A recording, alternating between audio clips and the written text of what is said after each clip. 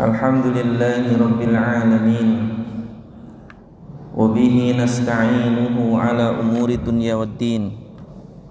Wassalatu wassalamu ala ashrafil anbiya'i wal mursalin, Nabiyyuna Muhammadin sallallahu alaihi wasallam wa ala alihi wa sahbihi ajma'in, wa ba'd.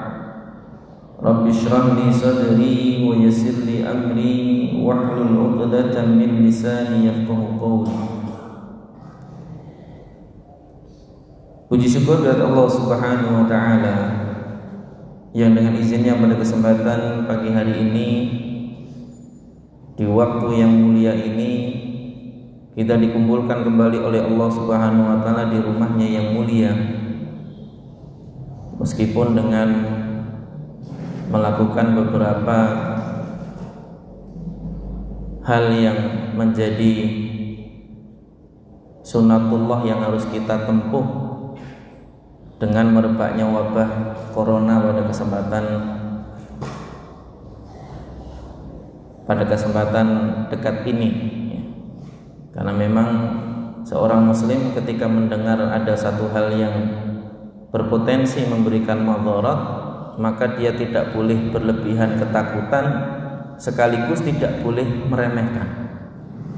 Tetap harus menempuh hal-hal yang perlu untuk dilakukan sebagai bagian dari sunatullah yang harus dipenuhi. Di sisi lain tetap menjaga hubungannya dengan Allah Subhanahu wa taala dengan tidak meninggalkan doa kepada Allah Subhanahu wa taala. Yang justru ini lebih menyadarkan kita bahwa kita ini hanya manusia yang lemah. Wa kanal insanu dha'ifa. Sesungguhnya manusia itu betul-betul lemah. Hanya dengan virus yang tidak kasat mata saja KO kita. Kalaulah bukan karena pertolongan Allah, tidak akan mungkin kita bisa selamat. Salat dan salam juga semoga tetap tercurah kepada Nabi kita Muhammad sallallahu alaihi wasallam yang telah dipilih oleh Allah sebagai uswah hasanah, sehingga tak layak bagi setiap mukmin kecuali mengikuti apa yang telah beliau contohkan dan beliau sunnahkan. Hadirin jamaah Masjid Ad-Du'a yang dimuliakan oleh Allah Subhanahu wa taala. Pada kesempatan yang lalu kita telah membahas tentang bagaimana cara penghitungan zakat, walaupun baru sekelumit, karena memang pembahasan zakat ini termasuk pembahasan yang cukup panjang, apalagi dengan permasalahan-permasalahan kontemporer hari ini. Bahkan ada kitab tersendiri, nanti insya Allah kita akan lanjutkan pembahasannya, yaitu kitab Nawaziluz Zakat, yaitu fikih-fikih turunan terkait dengan masalah zakat yang nanti kita akan bahas di kesempatan berikutnya insyaallah ya. Kita masih pada pembahasan tentang penghitungan zakat. Saya mengingatkan sekali lagi bahwa zakat di dalam Islam itu bukan perkara untung dan rugi. Maka jangan pernah mengukur bahwa ketika kita rugi dalam satu usaha berarti saat itu tidak zakat. Juga bukan perkara hutang. Meskipun dalam hal ini juga para ulama berbeda pendapat, bahwa sebagian mengatakan bahwa hutang itu mengurangi harta, sebagian mazhab yang lain mengatakan tidak. Saya pribadi lebih cenderung pada pendapat yang tengah-tengah, sebagaimana disebutkan oleh ahli Ahmad Thalus di dalam kitabnya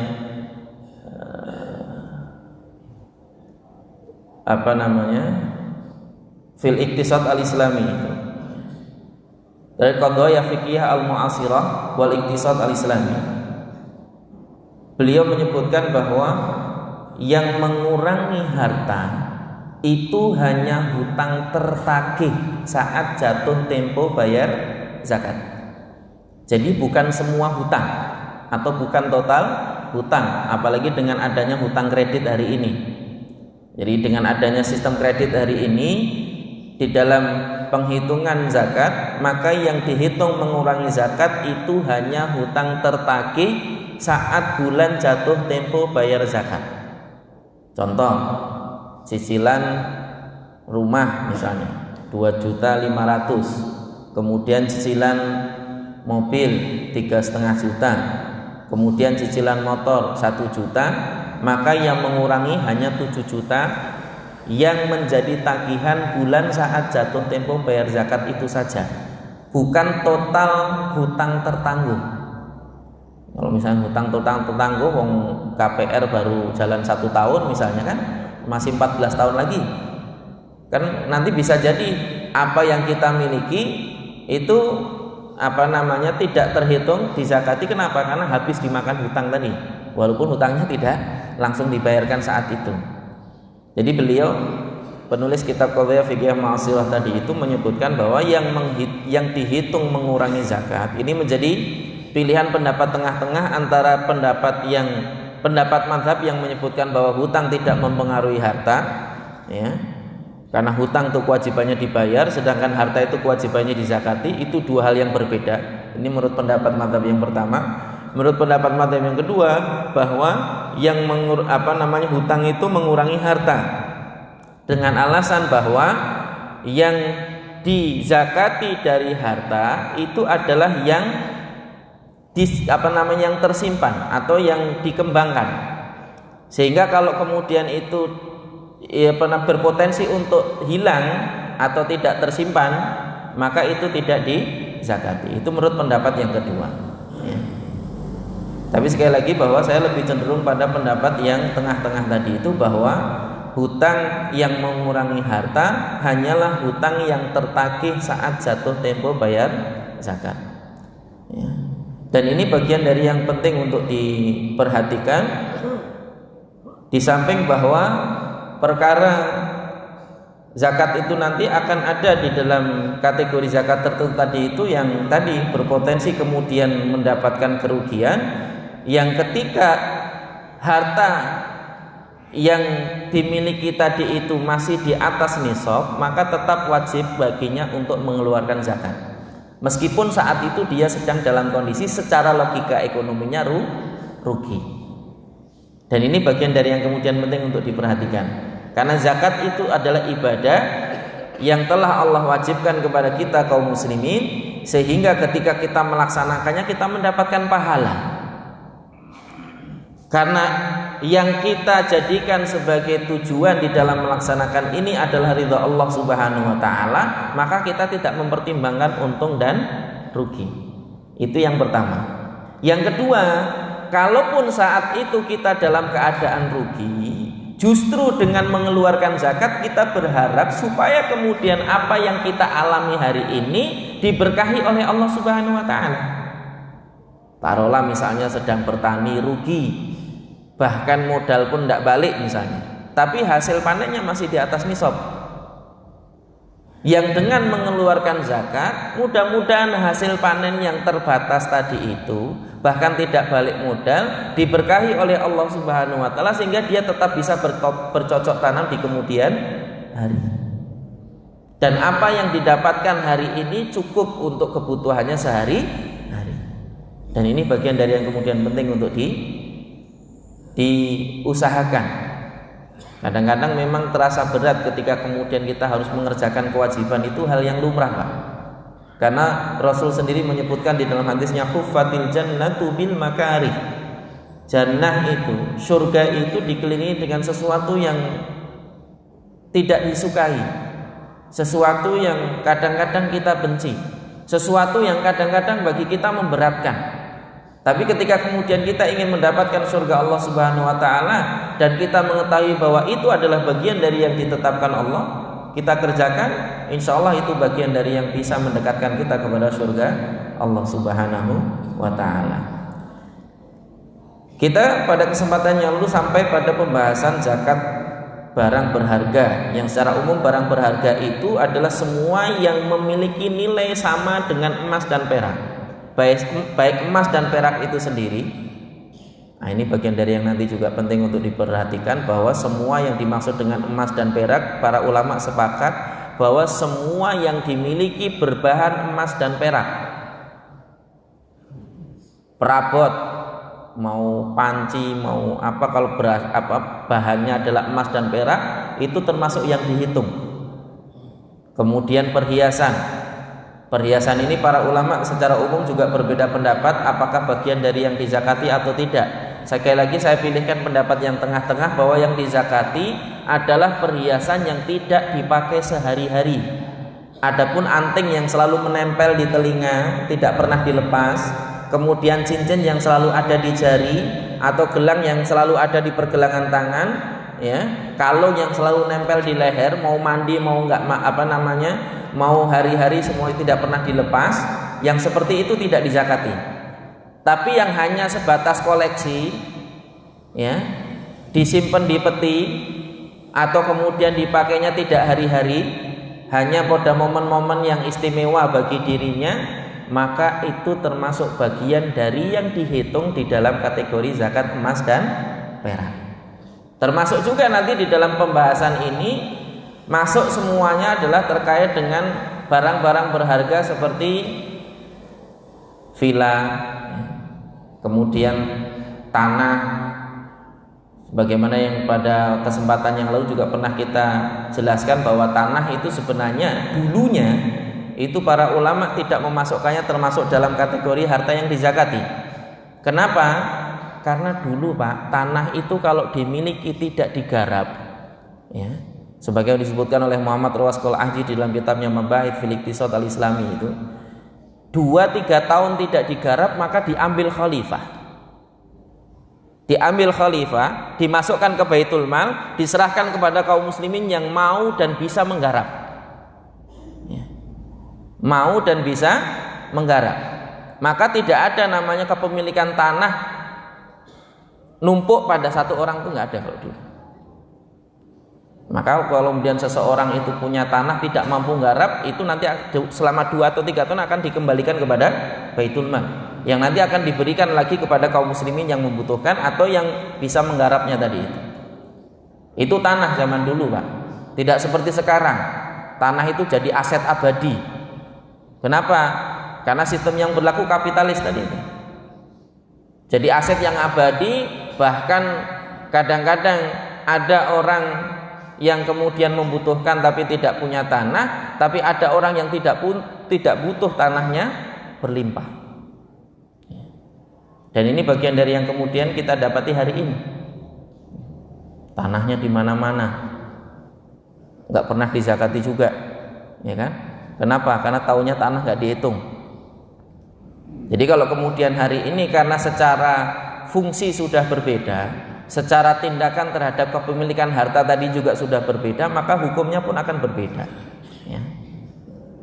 Kemudian juga surat berharga seperti obligasi, saham, kemudian kepemilikan falas atau forex, ya kan?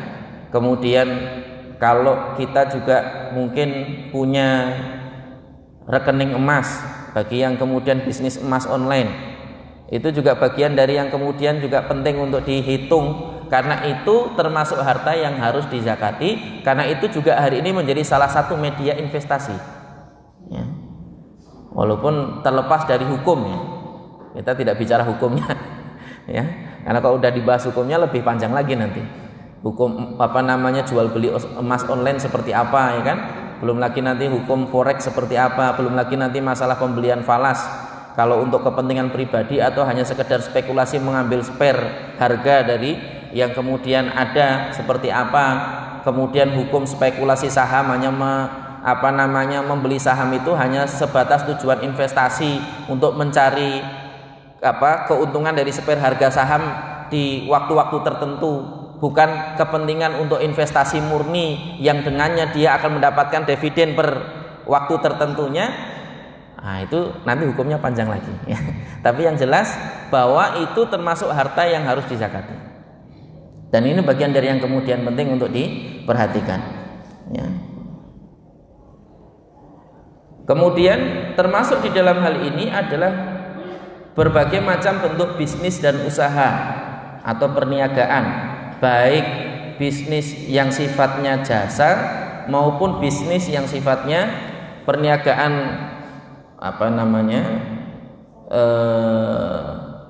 barang, ya. Nisabnya disamakan dengan nisab emas dan perak. Yang ketika kemudian sudah mencapai nisabnya, maka wajib baginya untuk mengeluarkan zakat setiap tahun. Jadi zakat itu dikeluarkan setiap tahun sesuai hitungan tahun Hijriah. Ketika kemudian kita hari ini mengeluarkan zakat di bulan Ramadan, maka seterusnya kita akan mengeluarkan zakat di bulan Ramadan. Saya kasih contoh hitungan, Pak, ya, terkait dengan haul tadi itu, ya.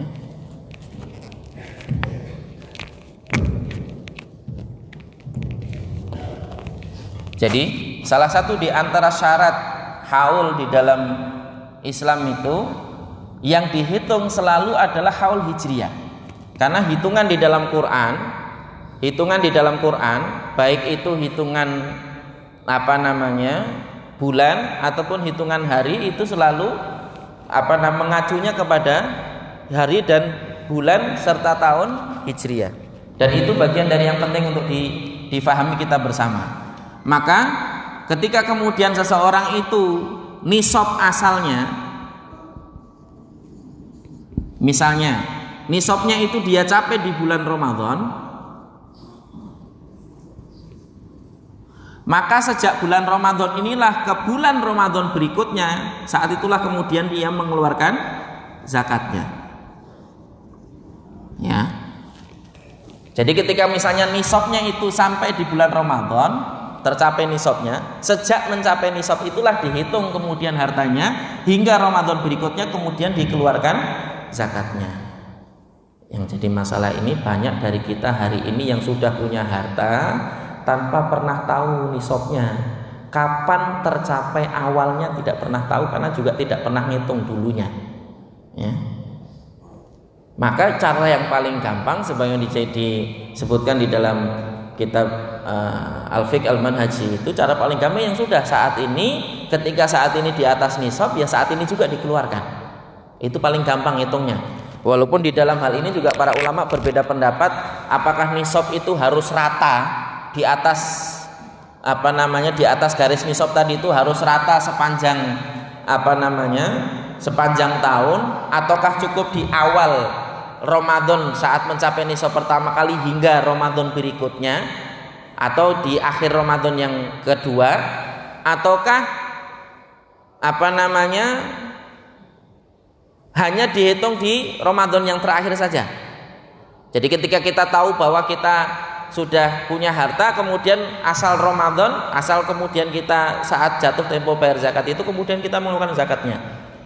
Nah, itu para ulama berbeda pendapat. Kalau mau paling gampang ya sudah sekarang dihitung, kalau mencapai nisab keluarkan, itu lebih aman, ya. Dan ini bagian dari yang kemudian penting untuk diperhatikan. Itu terkait dengan haul. Nah, adapun terkait dengan tarif zakatnya, asalnya tadi hitungannya adalah hitungan hijriyah. Jadi ketika hitungan hijriyah, satu haul itu zakatnya 2,5%. Jadi ketika kemudian hitungan haulnya haul hijriyah, maka 2,5%. Tapi sebagian ulama kontemporer hari ini memberikan hitungan yang kemudian bisa kita jadikan patokan. Kalau kemudian kita punya usaha, kemudian tutup bukunya itu bulan Masehi, ya, maka dia yang dikeluarkan itu bukan 2,5%, tapi 2,575%. Ini untuk tarif zakat yang dikeluarkan jika hitungannya berdasarkan hitungan tahun Masehi. Kenapa kok ada perbedaan? Karena jumlah hari di dalam tahun Hijriyah dengan di tahun Masehi itu berbeda. Kalau tahun Hijriyah itu hanya 350 hari rata-rata, sedangkan di bulan Masehi itu bisa 360, kalau tahun Kabisat bisa 365 hari. Setiap 31 tahun Hijriyah itu sama dengan 30 tahun Masehi. Ya. Jadi 31 tahun Hijriah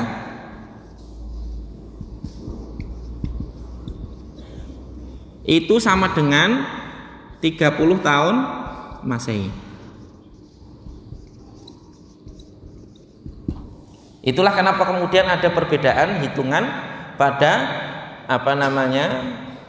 bulan ya menggunakan haul hijriah dengan menggunakan haul masehi. Jadi hari ini bagi para usahawan yang kemudian menghitung hartanya itu berdasarkan tutup buku tadi itu nggak ada masalah, tinggal tarifnya yang kemudian diperhatikan. Jadi tarifnya bukan 2,5% tapi adalah 2,575%. Ada perbedaan 0,075%. Ini bagian dari cara menghitung harta dari bisnis atau usaha niaga kita. Dan ini bagian dari yang kemudian penting untuk diperhatikan.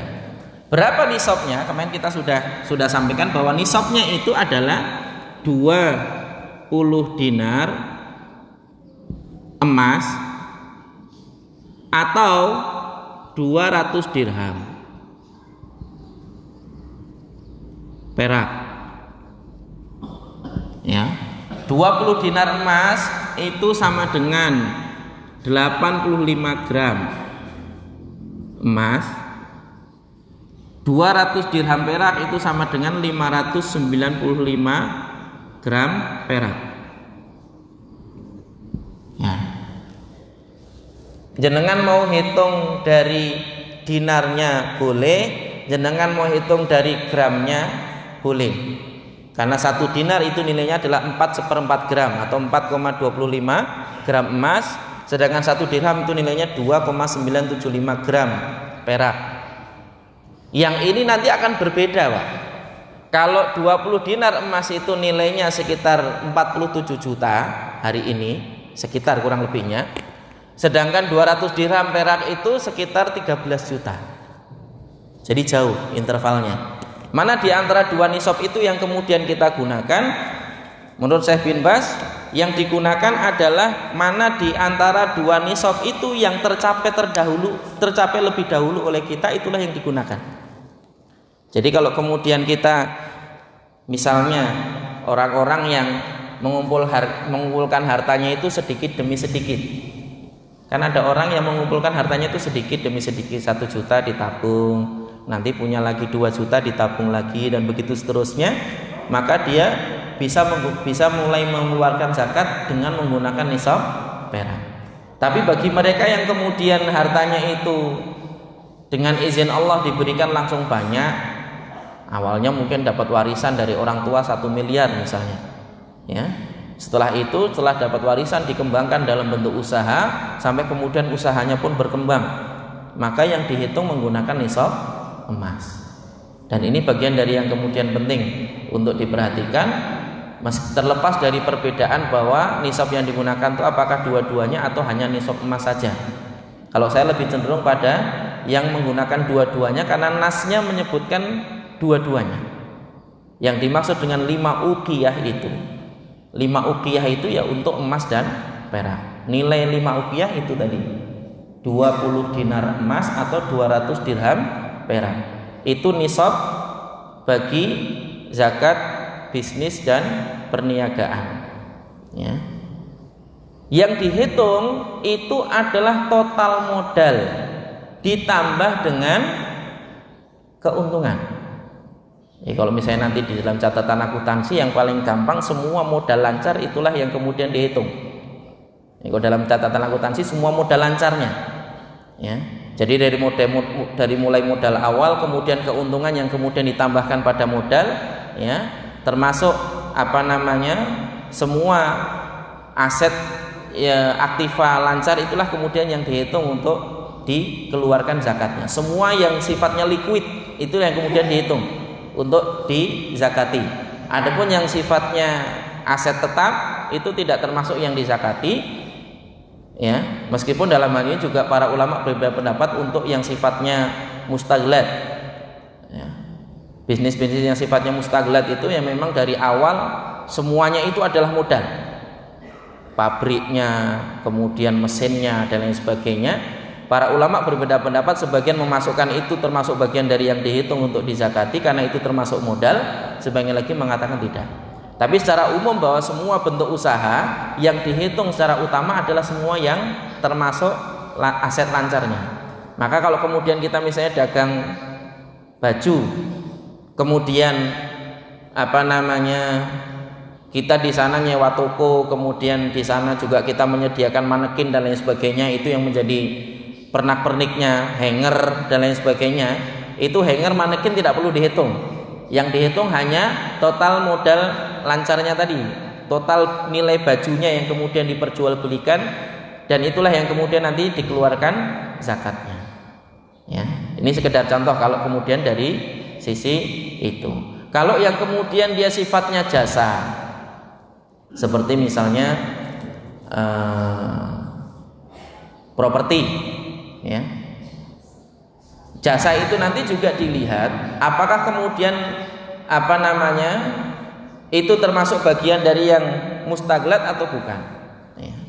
Jadi kalau misalnya nanti itu termasuk bagian dari yang mustaglat tadi, kayak misalnya properti berupa ruko, kemudian berupa kontrakan, maka nilai ruko dan kontrakan itu termasuk yang dihitung. Apakah dulu membangun atau membeli? Kalau membangun berarti nilai modal awalnya bangunannya itu yang kemudian dihitung. Kalau membeli berarti dulu harga belinya itu termasuk modal awal yang kemudian nanti ditambahkan dengan hasil sewa selama 1 tahun, dikurangi untuk kebutuhan maintenance selama 1 tahun tadi itu, dari mulai perbaikan dan lain sebagainya kalau itu dibutuhkan, ya. Baru kemudian dikeluarkan zakatnya 2,5% kalau menggunakan haul hijriyah, 2,575% kalau menggunakan haul masehi. Berbeda lagi dengan jasa, misalnya usahanya potong rambut, sukses misalnya sampai punya beberapa outlet potong rambut, ya. Jadi punya beberapa outlet potong rambut kemudian menghasilkan, maka yang dihitung adalah hasil dari potong rambutnya tadi saja, ya. Sebagian ulama menambahkan alatnya, tapi kalau alatnya kan nilainya tidak seberapa itu biasanya, Pak, ya. Jadi ini bagian dari yang penting untuk diperhatikan. Wallahu a'lam bishawab. Itu untuk zakat dari perniagaan atau perdagangan. Kemudian zakat pertanian atau perkebunan.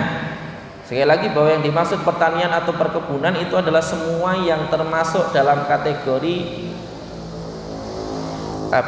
bahan makanan pokok.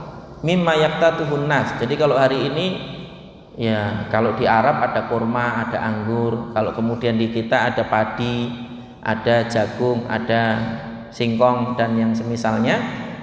Tapi singkongnya singkong yang dikonsumsi, bukan singkong untuk suplai pabrik dalam arti untuk pembuatan bahan kimia tertentu, ya. Ini termasuk bagian dari yang dikeluarkan zakatnya ketika mencapai nisab, yaitu 5 wasak. 5 wasak itu, 1 wasak itu nilainya adalah 60 sok. 1 wasak itu 60 sok. Jadi ketika 5 wasak maka 300 sok. 1 sok itu berapa?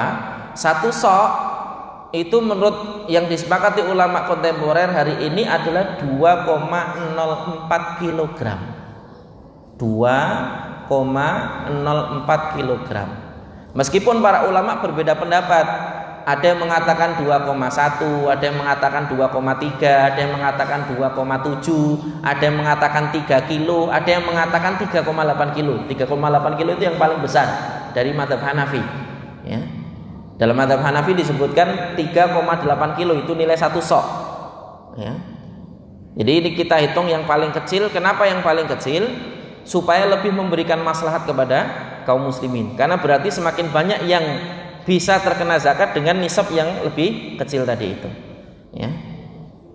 Tidak disyaratkan haul, berbeda dengan perniagaan atau emas dan perak. Untuk zakat pertanian tidak disyaratkan haul, zakatnya adalah ketika panen. Ketika panen dikeluarkan zakatnya dari total hasil, tidak perlu dikurang-kurangi dulu. Hasilnya berapa, saat itulah kemudian dikeluarkan. Karena yang diukur membedakan nilai tarif zakat pertanian itu hanyalah pengairan. pupuk atau perbedaan jenis pupuk, perbedaan jenis penanganan itu tidak membedakan tarifnya, tapi yang membedakan tarif zakatnya itu hanya pengairannya. Karena Nabi SAW secara khusus menyebutkan di dalam hadisnya fi masa kotis sama ufal ushru, apa yang diairi oleh langit maka 10% zakatnya. Hasil 6 ton langsung dikeluarkan 6 kintal, hasil 5 ton langsung dikeluarkan 5 kintal, dan begitu seterusnya 10%-nya. Jika pengairannya diusahakan seperti menggunakan irigasi atau menggunakan sumur yang kemudian dikeluarkan pakai sibel misalnya, atau mengambil air dari sungai karena kebetulan sawahnya pinggir sungai kemudian pakai alkon misalnya, yang demikian itu zakatnya 5% setiap kali panen ya. Jadi kalau setahun panennya 2 kali berarti zakatnya 2 kali. Kalau setahun panennya 3 kali berarti zakatnya 3 kali. Dan ini bagian dari yang kemudian penting untuk diperhatikan ya. Sekali lagi, meskipun saat itu hasilnya rugi secara hitungan ekonomi, ketika nilai hasilnya masih di atas nisab, maka dia tetap wajib dikeluarkan zakatnya. Contoh, punya tanah 3 hektar. 1 hektar itu biasa menghasilkan antara 3-4 ton. Ternyata qadarullah ketika musim panen itu hasil total dari 3 hektar itu hanya 5 ton ya. Harusnya bisa 9-12 ton, itu hanya 5 ton ya, untuk membayar buruh sawahnya, untuk kemudian biaya bibit dan pupuknya dan lain sebagainya, itu ternyata nggak nutup rugi misalnya ya. Kalaupun nggak rugi, pas hanya untuk balik modal saja. Meskipun demikian, karena masih di atas nisab yaitu 612 kg, maka tetap wajib dikeluarkan zakatnya. Justru dengan mengeluarkan zakat itu kemudian kita berdoa dan berharap supaya kemudian hasil yang didapatkan tadi diberkahi oleh Allah Subhanahu wa ta'ala. Dan ini bagian dari yang penting untuk diperhatikan ya. Kemudian zakat madu ya. Madu di sini adalah madu yang dari lebah yang diternak atau dibudidayakan. Nisabnya itu 160 ritel, bukan liter ini ya, ritel. Di dalam bahasa Arab itu sama dengan 30 sok. Ya. 30 sok itu nilainya adalah 61,2 kg. Yang dikeluarkan zakatnya 10%. Karena kalau lebah kan nggak tergantung pengairan, berbeda dengan sawah ya. Dia dikeluarkan zakatnya 10% sebagaimana zakat pertanian yang mudah. Karena bagi manusia madu itu cuma ngambil saja, nggak ada perlu upaya khusus ya. Tinggal ngambil saja, tinggal panen saja. Maka bagi para petani madu, mereka ketika kemudian mendapatkan hasil lebih dari 61,2 kg dizakati 10%-nya. Hasil 100 kilo misalnya, maka dikeluarkan zakatnya 10%-nya dan seterusnya ya. Kemudian zakat barang tambang. Zakat barang tambang, para ulama berbeda pendapat apakah barang tambang ini termasuk bagian dari yang dimasukkan dalam kategori zakat emas dan perak atau niaga, ataukah dia dimasukkan dalam kategori zakat rikas ya.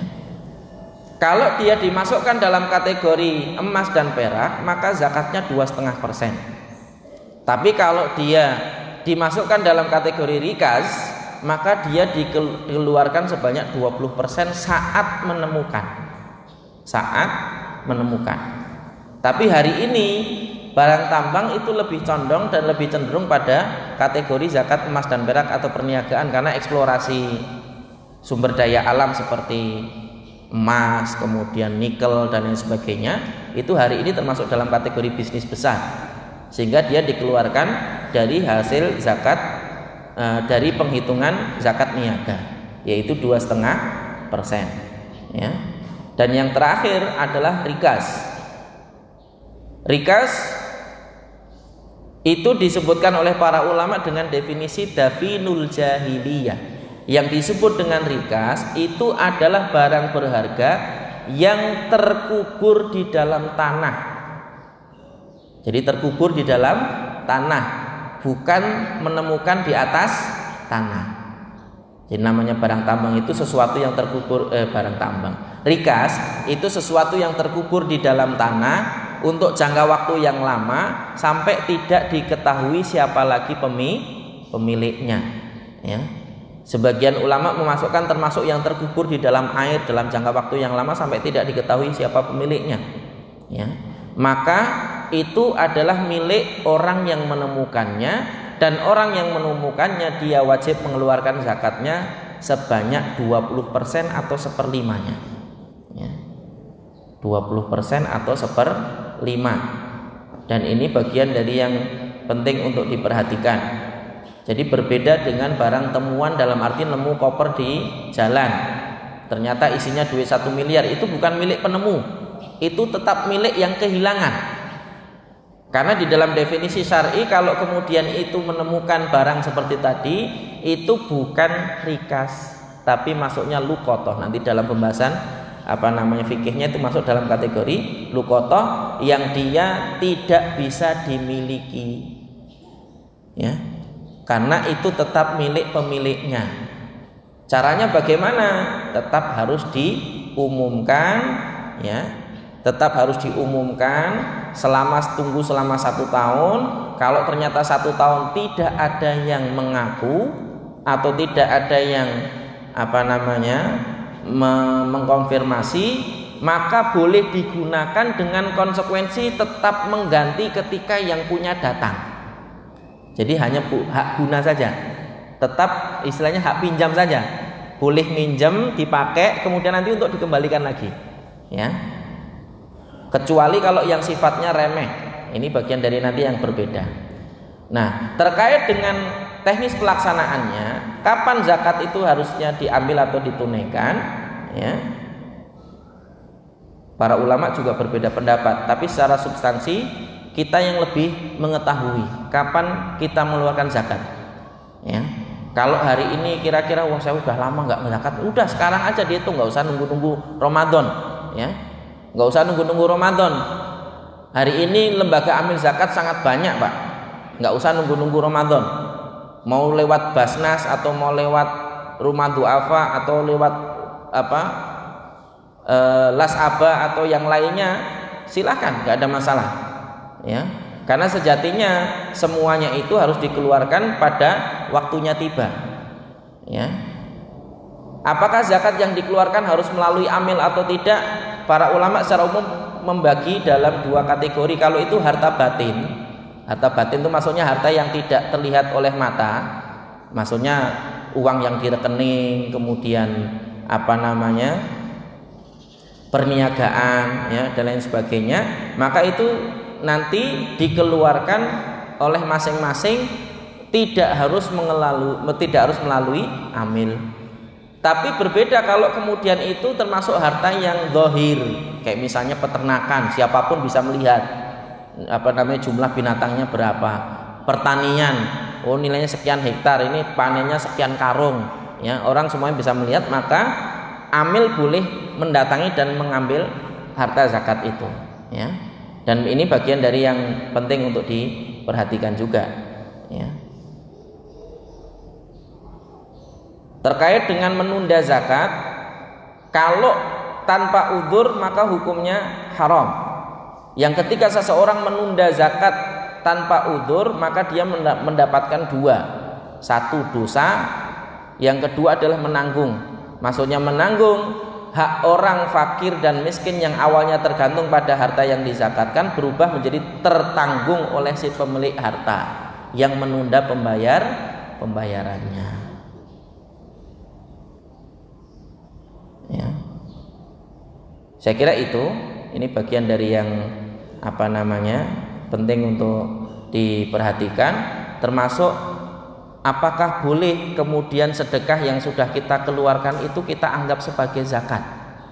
Ataukah hutang yang tidak dibayar-bayar itu kemudian kita sedekahkan, kita anggap zakat? Jawabannya tidak boleh, Pak.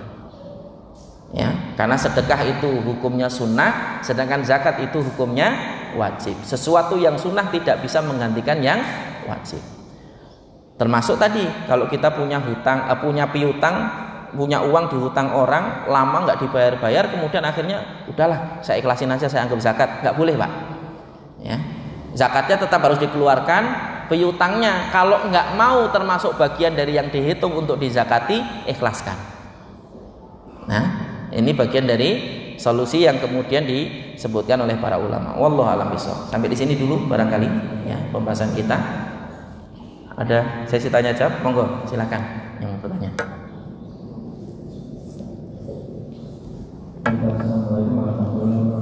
Waalaikumsalam warahmatullahi wabarakatuh. Saya tanyakan mengenai harga emas. Ya. Karena kalau harga emas 1 gram itu bisa dengan 85 gram. Iya. Nah, itu adanya kalau 85 gram hisapnya itu harga emas 85 gram atau dengan 1 gram maka tidak ada. Terima kasih. Baik. Monggo. Silakan.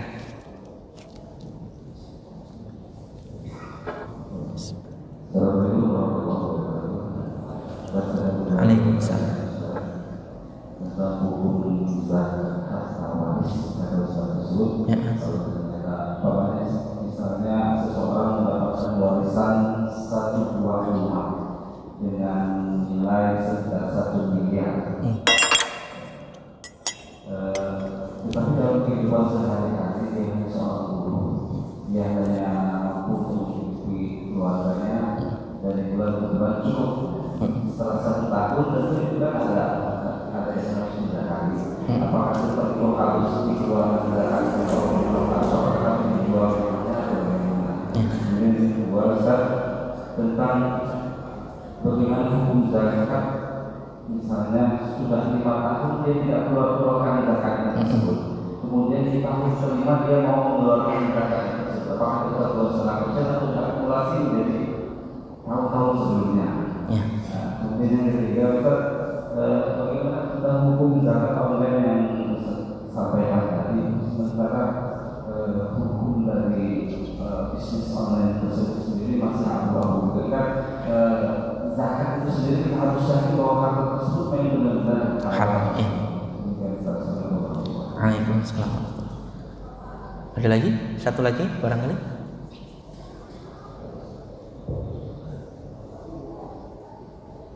Ibu-ibu?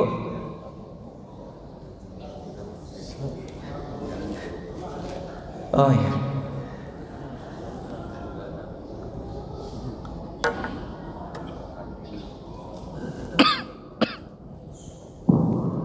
Assalamualaikum warahmatullahi wabarakatuh. Waalaikumsalam warahmatullahi wabarakatuh. Saya tadi membandingkan terkait dengan hasil pekan, hasil pabrik, pekannya yang dihitung berdasarkan hasil, ya, tetapi tidak dihitung berdasarkan total termasuk modal. Sedangkan dari tokokan pabrik atau semisalnya mungkin ada toko apa gitu ya, sehingga di situ perhitungannya berdasarkan hasil dari tahun itu plus modalnya. Sehingga kalau misalkan dengan modal hasil maka dikalikan 2% misalkan tidaklah cukup hasilnya itu bagaimana hitungannya? Kalau emas kayaknya wajar karena emas yang ditimbun setiap tahun pun harus dicakati walaupun itu tidak menghasilkan apa-apa. Yang ketiga, saya tadi sudah ditanyakan sama Mas. Dalam perhitungan misalkan seorang pegawai yang hasilnya itu bisa dikatakan pas, setiap bulannya yang pas. Kalau kita hitung dalam tahun-tahun, maka cukuplah untuk lebih daripada nisab. Tetapi manakala itu diperhitungkan berapa utangnya tadi yang jatuh tempo, berapa yang harus membayar anak sekolah yang tiga-tiganya masuk berbuat tinggi yang tidak sedikit biayanya, maka kalau dihitung secara tahun-tahun dikurangi berapa kali, itu sudah cukup dari nisab. Apakah itu juga harus dikeluarkan zakat? Ya. Makasih. Assalamualaikum warahmatullahi wabarakatuh. Waalaikumsalam. Saya jawab satu-satu, mudah-mudahan nggak lupa saya pertanyaannya.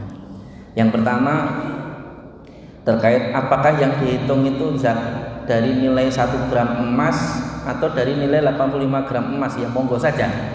Mana yang mau dijadikan sebagai standar hitungannya? Kalau yang dimaksud adalah emas batangan, ya mungkin hitungan besar itu paling gampang. Ya, harganya saat ini berapa? Tinggal nanti dibagi. Misalnya, kalau misalnya emas 100 gram itu hari ini berapa misalnya nilainya, kemudian dibagi. Karena kalau emas itu kan nanti ada biaya pembuatan yang kemudian nilai yang 0,1 gram dengan 100 gram itu nilai pembuatannya sama aja. Sehingga tapi harganya bisa berbeda kalau dihitung per gramnya dibandingkan kalau dihitung langsung 100 gram. Itu tidak ada masalah sebenarnya. Artinya mana mau yang digunakan silahkan saja, atau mau menggunakan hitungan dinar hari ini juga gampang. Kalau misalnya kita mau menggunakan hitungan dinar, mau mengetahui nilai 1 dinar, tinggal dicek secara online hari ini nilai 1 dinar berapa, dihitung kalikan 20, itulah nisabnya, sama saja. Jadi mau dihitung dari nilai dinarnya, mau dihitung dari nilai gram emasnya, tidak ada masalah. Ya, artinya yang penting ketika kemudian kita sudah mengetahui nilai nisabnya sekian, oh berarti karena harta saya di atas nisab saya wajib zakat. Itu. Kemudian yang kedua, kalau misalnya seseorang mendapatkan warisan berupa rumah, padahal dia hanya buruh biasa misalnya, atau pekerjaannya yang penghasilannya itu cukup saja, apakah dia tetap harus mengeluarkan zakatnya? Iya, ketika terpenuhi syaratnya. 1, rumah itu tidak ditempati, hanya murni sebagai investasi. Kemudian yang kedua, rumah itu dimiliki lebih dari 1 tahun. Jadi kalau baru dapat warisan nggak harus dizakati. Tunggu nanti itu dimiliki 1 tahun, setelah 1 tahun kalau memang itu tidak ditempati tadi itu, maka dikeluarkan zakatnya. Lah gimana Ustaz nanti mengeluarkan zakatnya? Caranya ya bisa dengan salah satu dari 2. 1, memang sebagaimana kita kalau punya cicilan kita menabung, kemudian nanti sampai pada waktu tertentu kemudian dikeluarkan zakatnya, ya. Kalau kemudian memang tidak mungkin, ya sudah dijual saja asetnya, kemudian dikeluarkan zakatnya, ya. Baru nanti setelah itu, ya, kemudian dikeluarkan zakat dari yang masih kita pegang hartanya tadi itu kalau masih di atas nisab. Tapi kalau kemudian kira-kira kalau itu rumahnya ditempati, ya kalau ditempati berarti tidak dizakati. Mau nilainya 1 triliun sekalipun kalau rumah itu ditempati enggak dizakati, Pak. Kalau rumah itu ditempati, ditinggali, itu tidak dizakati. Ya. Ini bagian dari yang kemudian penting. Jadi semua harta yang dizakati itu adalah harta yang berkembang tadi. Kalau dia memang tidak berkembang kemudian ditinggali tadi, ya, itu termasuk yang dizakati. Wallahu a'lam bishawab. Kemudian yang ketiga terkait dengan apa tadi? Akumulasi. 5 tahun kemudian belum mengeluarkan zakatnya, apakah kemudian harus diakumulasi atau tidak? Teknis. Yang jelas zakat dari masing-masing tahun yang ditinggalkan tetap harus dikeluarkan sesuai dengan kemampuan pada waktu itu. Kalau waktu itu misalnya saya baru bisa bayar 1 tahun ini saja, sudah keluarkan 1 tahun dulu, berarti yang 4 tahun masih berhutang. Begitu. Karena kewajiban zakat itu adalah kewajiban yang tidak akan gugur sampai dia ditunaikan. Sebagaimana kewajiban sholat. Kalau misalnya kita pingsan, kemudian tidak sholat, ketika kita sadar maka kita harus mengqadha sholat yang kita tinggalkan ketika kita pingsan.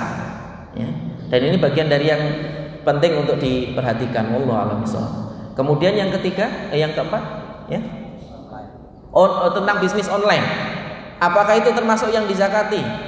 Karena bisnis online ini hari ini abu-abu bagi yang tidak mengetahui. Kalau yang mengetahui ya sudah jelas sebenarnya mana batasan-batasan boleh dan mana batasan-batasan tidak boleh. Itulah kenapa Umar mengingatkan kita, la yadkhul fi suqina illa may yafqah. Tidak boleh masuk ke pasar kami kecuali orang yang faqih, orang yang paham ilmu fikih tentang niaga. Jadi nggak boleh jualan online kalau belum tahu fikih online-nya.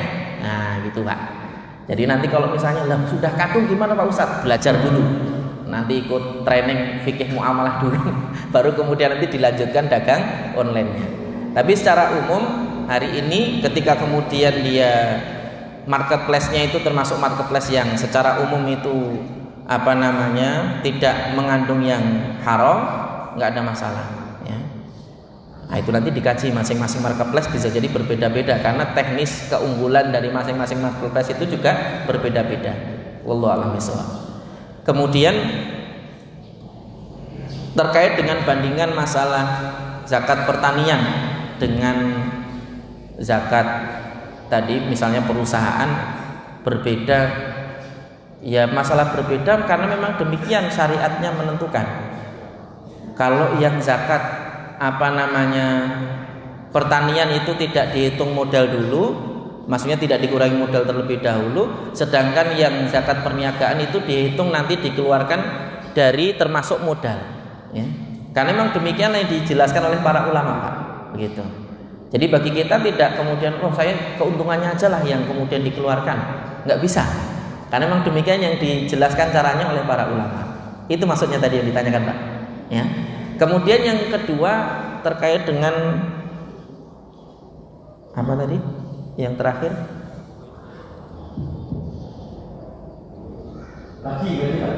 gaji. Oh ya, terkait profesi.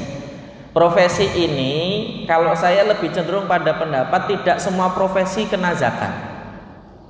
Hari ini memang sebagian lembaga amil zakat ini agak pragmatis gitu, ngawur. Pokoknya asal punya profesi, gaji di atas sekian langsung dikeluarkan zakatnya 2,5%. Padahal zakat profesi itu masih debatable di kalangan para ulama. Sebagian ulama mengatakan itu dizakati, sebagian ulama mengatakan tidak.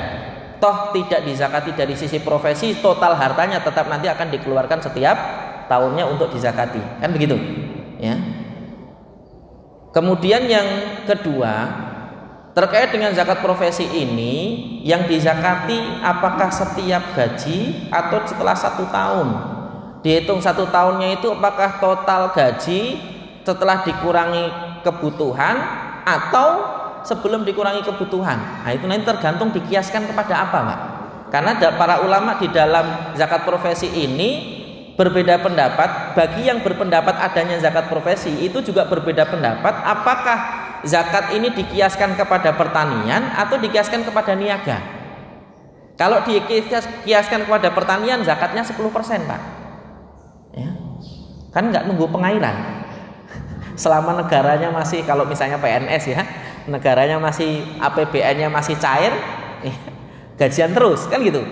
Kalau perusahaannya masih liquid, gajian terus kan begitu toh? Ya. Maka dikeluarkan zakatnya 10%. Tiap kali gajian, tidak dikurangi kebutuhan. Itu kalau dikiaskan kepada zakat pertanian. Tapi kalau dikiaskan kepada niaga, maka dia dikurangi kebutuhan, terutama kebutuhan saat jatuh tempo bayar zakat. Nanti mana yang tersisa dari gaji itulah itu yang dihitung. Yang sudah dikeluarkan per bulannya itu nggak usah dihitung, Pak. Yang dihitung cukup yang sekarang sampai sekarang masih dipegang liquidnya itu berapa. Dikurangi biaya bulan itu, kalau masih di atas nisab dikeluarkan zakatnya 2,5%. Tapi kalau tidak di atas nisab maka tidak perlu dikeluarkan zakatnya karena tidak wajib. Itu bagi yang berpendapat tentang zakat profesi. Kalau saya sendiri lebih cenderung zakat profesi tertentu saja yang wajib keluar zakatnya. Misalnya dokter objin, ya, yang sekali periksa 100.000, cuman tutul apa, pakai alat apa namanya, pakai alat apa, OSG itu saja. Tek, udah Bu, seandainya baik, udah langsung 150.000, 100.000, ada yang 200.000, ada yang 400.000 kan sekali periksa, padahal sekali buka praktik minimal 40 pasien 30 sampai 40 pasien, tinggal hitung sendiri tuh Pak ya. Belum kalau tindakan sesar, belum kalau tindakan ada lahiran, belum nanti gaji dari rumah sakit, belum apalagi banyak sekali itu Pak ya. Itu misalnya kalau yang profesinya seperti itu sehari bisa mengeraup uang bisa sampai puluhan juta ya, itu termasuk yang mungkin secara profesi wajib dikeluarkan zakatnya. Wallahu a'lam bishawab. Demikian ya. Saya kira cukup ya, sudah masuk waktu syuruk. Demikian, barangkali mohon maaf atas salah kata, salah ucap, salah tingkah. Wassallallahu ala nabiyyina Muhammadin wa ala alihi wasallam. Billahi taufiq wal hidayah. Assalamualaikum warahmatullahi wabarakatuh.